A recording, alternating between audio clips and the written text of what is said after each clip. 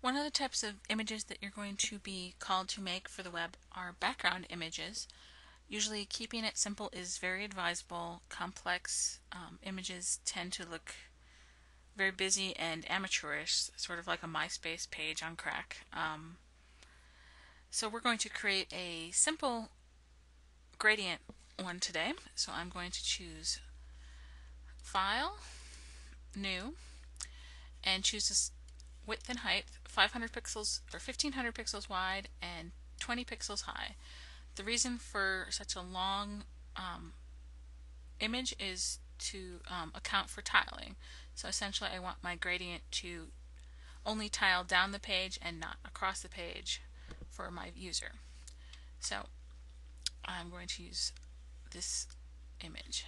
Okay, so now I have an image that's very big, so I'm going to zoom out a little bit and make it fit on the screen.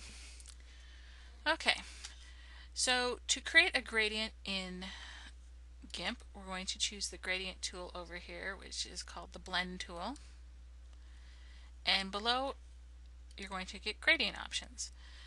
So I'm going to choose the third one here, foreground to background. So it's going to take my foreground image and my background image and gradient between those two. So black to white is an option, but that's a very big, strong gradient, and I want something more subtle. So I'm going to double click on this and find something I like blue, and choose another blue here, maybe lighter, and you can see right below my dialog box there's the preview of what my gradient will look like.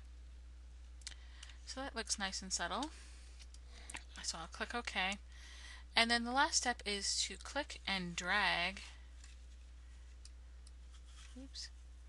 across your image.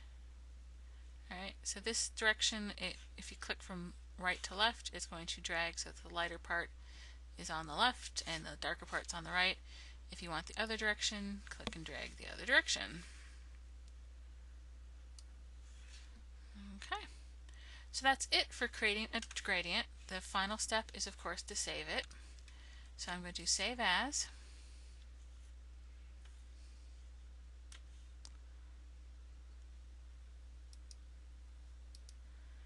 And I want to make sure that I have JPEG selected here.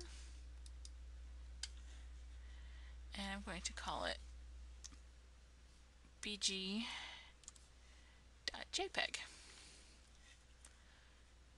Okay, I'm going to click Save. 85 sounds reasonable, and save.